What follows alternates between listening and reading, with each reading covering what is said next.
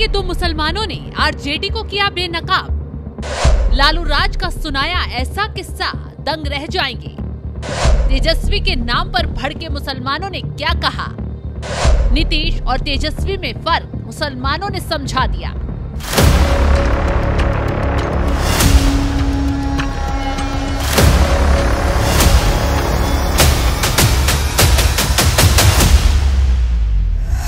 बिहार विधानसभा चुनाव में अब नया अपडेट ये आया है कि तेजस्वी यादव यानी आरजेडी के जो मुखिया हैं उनकी तरफ से घोषणा पत्र जारी हो गया है। उन्होंने कहा है कि 200 यूनिट बिजली मुफ्त देंगे, 20 दिन के अंदर सरकारी नौकरी देने का वादा कर दिया है, ओल्ड पेंशन स्कीम को बहाल करने की बात कही है।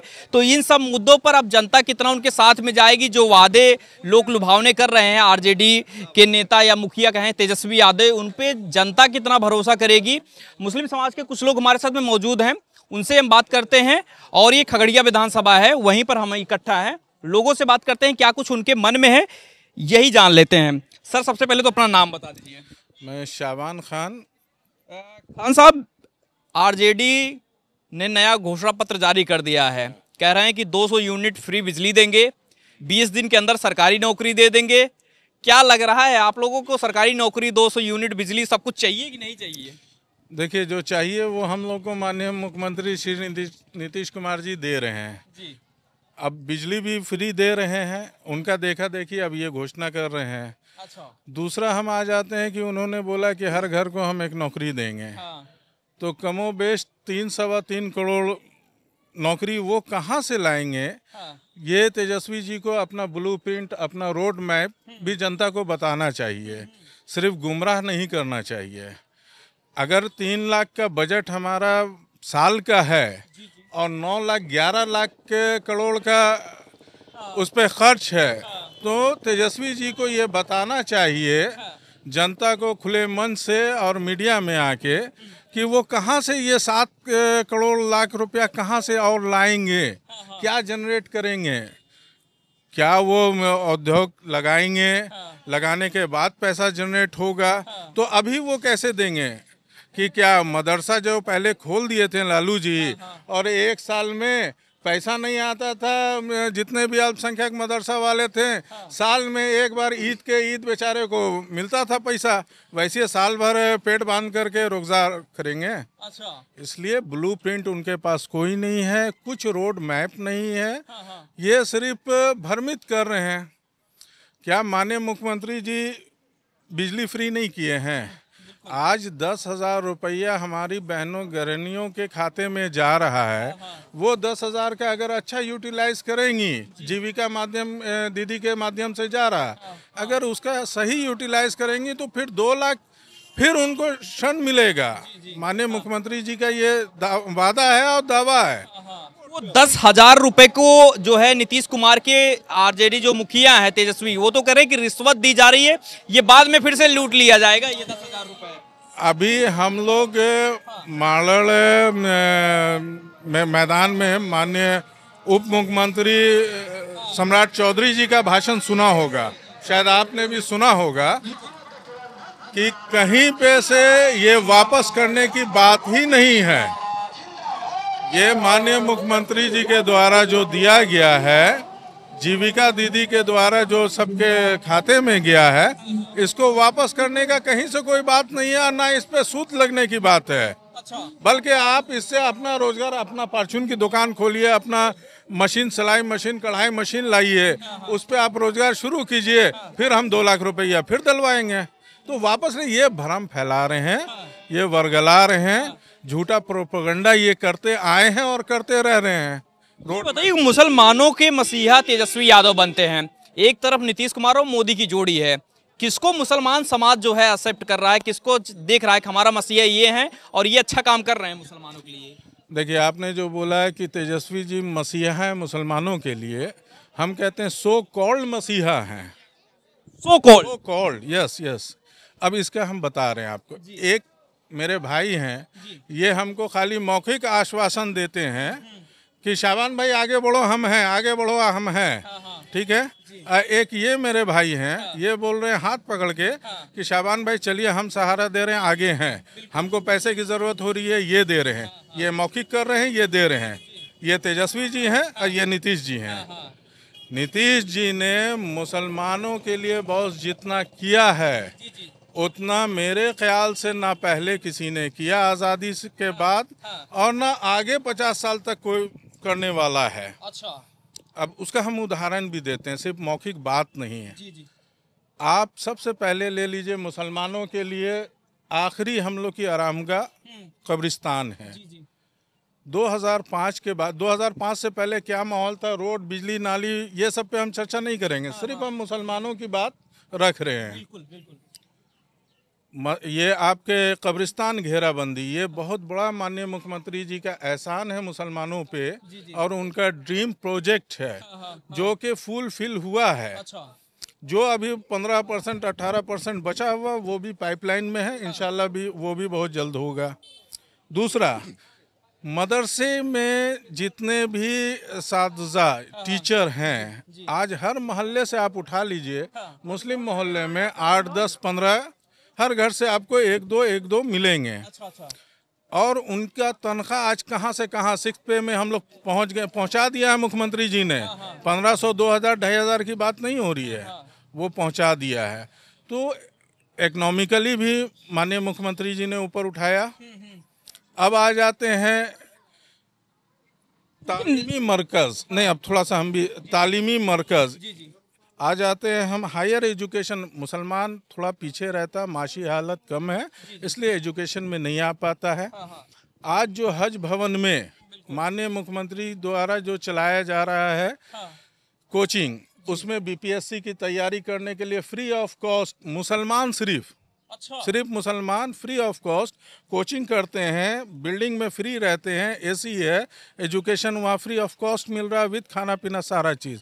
और उसका रिजल्ट है कि हर साल 15-20 हमारे एडमिनिस्ट्रेशन में आ रहे हैं, डीएसपी, बीडीओ, सीओ रैंक पे आ रहे हैं। ये रिजल्ट आ रहा। और तेजस्वी जी और लालू जी तो खाली बस पीठ भी तो सपना दिखा रहे हैं आप लोगों को, आप लोग नहीं, मुस्लिम समाज के लोग क्या सोच रहे हैं? इस बार बदलिए सरकार, लालटेन में तेल डालिए, जलाइए। जब ठीक है नीतीश कुमार का है, हम बदलने का सोचे हैं। ठीक है क्या नाम हुआ सर आपका? हमारा नाम इमाम मेहंदी हुआ। अच्छा, आप क्या सोच रहे हैं, मुसलमान किस तरफ सोच रहा है इस बार चुनाव चुनाव जिताने वाला है? 1990 में हमारे लालू प्रसाद यादव की सरकार हम लोगों ने बनाने का प्रयास किया था। 1990 से 2005 तक लालू प्रसाद यादव की सरकार थी, वो किसी से छिपा हुआ नहीं है। 2005 की सरकार क्या किया है बिहार में, उसको किसी से नहीं छिपा हुआ है, ठीक है। आज 2005 के बाद की बिहार जो आज के डेट में है, हमारी सरकार काम किया है छोटे रोड से बड़े रोड में जोड़ने का काम किया। हमारी सरकार जो है ये कब्रिस्तान का घेराबंदी का योजना बना करके हम लोगों को, मुसलमान भाइयों का जो कब्रिस्तान का जो दिक्कतें हो रही थी उनको सुधार करने की ज़रूरत बनाया। हमारी सरकार जो है छात्रवृत्ति में पहले के बच्चे लोग जो है यानी हर गांव में यानी 6 से लेके 8 तक ही पढ़ पाता था, ठीक है ना। अभी हमारी सरकार में 10 क्लास में पढ़ता है, यानी मैट्रिक में पढ़ता है, बीए में पढ़ता है और एमए कर रही है, बीपीएससी की तैयारी कर रहा है ना, आईपीएस का तैयारी कर रहा है। अभी सरकार जो है 4 लाख स्टूडेंट क्रेडिट कार्ड की जो योजना बनाया है कि आपको 4 लाख रुपया का आपको स्टूडेंट क्रेडिट कार्ड के मार्फत से जो बच्चा जो है गरीब तबके के हैं, उनका माता पिता उस लायक नहीं है कि हमने बच्चे को और आगे पढ़ा सकते हैं, अगर वो बच्चा पढ़ना चाहता है तो हमारे सरकार में जो है वो योजना बनाए नीतीश कुमार जी कि 4 लाख रुपया देने का काम कर रहे हैं।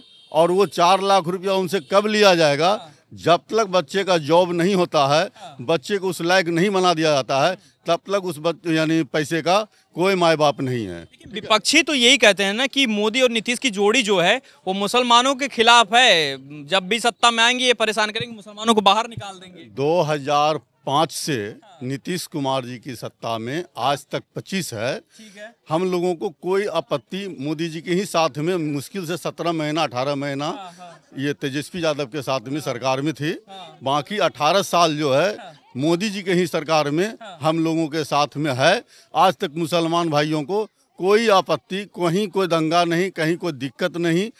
ये आप देख लीजिए कि 1990 में जो आपका दंगाई हुई थी भागलपुर में, तो सभी तबके के लोग मारा गया, उसका कोई इंसाफ नहीं मिला और उनकी सरकार में उसी को यानी ताज भी पहनाया गया, ठीक है ना। मगर नीतीश कुमार की जो सरकार आई तो इंसाफ दिलाने का पहले काम किया, जो कि उनका जो है पेंशन चालू कराने का काम किया, उनको मुआवजा 4-4 लाख रुपया दिलाने का काम किया। ये है नीतीश कुमार जी का योजना। तेजस्वी भी तो वादा कर रहे हैं बहुत सारा मुसलमानों के लिए। वादा तो 15 साल उनका पिताजी भी किए थे, मगर आज तक वादा पर उतरे कहाँ। हम लोगों के पास में उस समय हम लोगों के पास में 12 गो गाड़ी था और सरकार का जो टैक्स बढ़ाने का काम किया, आप देखे होंगे कि 4 व्हीलर गाड़ी यानी 10 चक्का गाड़ी, 6 क्या बोलते हैं ट्रक वगैरह का जो टैक्स बढ़ाने का काम किया। दस्तखत किया जाए, मुसलमानों के कब्रिस्तान जो छीना गया, दस्तखत पहले नीतीश जी के किया गया है। नहीं तो पूरा एकदम हर मुसलमान उसको देता, मगर बीजेपी में जाने के बाद अब मुसलमान कोई जल्दी देने नहीं चाहता इसकी वजह से। अच्छा ये तो एक मिनट ये तो हमारे यानी कौम की अपनी सोच है, इस पर हम कुछ यानी नहीं बोलना चाहता हूँ। एक मत जो है अंदर में कोई देखता नहीं है ना।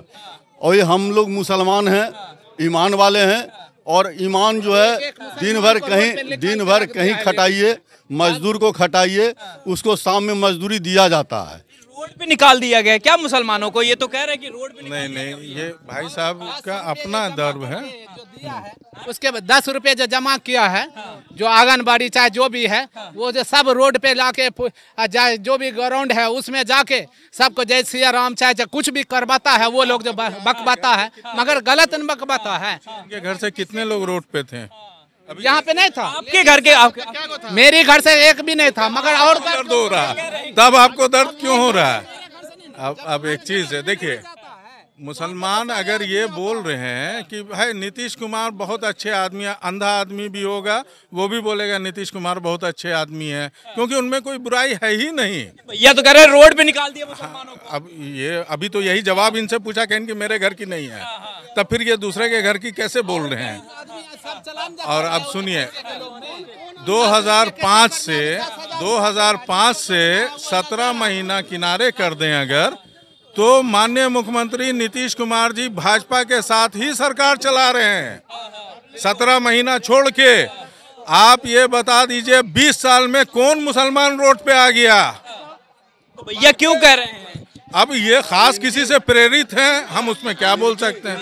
आजादी है, बोलने की आजादी की सोच। किसी पे आरोप कुछ भी लगा सकता, कोई भी किसी पे छाप कर देता वोट, और हाथ छाप कर दिया जाएगा यहाँ पे जितना भी मुसलमान है। और 1-2 आदमी जो है पैसा लेके जो भी है वो सोचता है कि नीतीश बीजेपी में जाने के बाद आप जो मुसलमान कोई देना नहीं चाहते हैं। जब तक बीजेपी से दिक्कत है ना, बीजेपी जाता है ना, नीतीश क्या किया, दस्तखत किया, बफ बिल के लाया, कौन लाया? नीतीश ने लाया। और क्या अरे चमड़ा के मुंह है, कोई किसी पर कोई भी आरोप लगा सकता, बोलने में आजादी है। किसी पर देखेगा तब तो हकीकत क्या है, जमीनी स्तर क्या है। मुंह से आपको कुछ बोल रहे हैं, हमको आप कुछ बोल दीजिएगा। मेरा गृह जिला भागलपुर है। 89 का दंगा, शायद मेरे भाई उस टाइम बहुत छोटे होंगे, और वो कांग्रेस का रिजम था। कांग्रेस के रिजम में दंगा हुआ है, लालू जी के रिजम में दंगा हुआ है। पिछले 20 साल से बता दीजिए कहाँ दंगा हुआ है? क्यों रो रहे हैं भाई मेरे? और कांग्रेस को फिर वापस लाइएगा, फिर हम पंजा लाएंगे। अब इनका अकेला वोट देने का अधिकार सबको है। हम अपने भाई को नहीं बोल सकते हैं, लेकिन गलत बात ना बोलें, भ्रम ना फैलावें, पैसा लेकर के काम ना करें।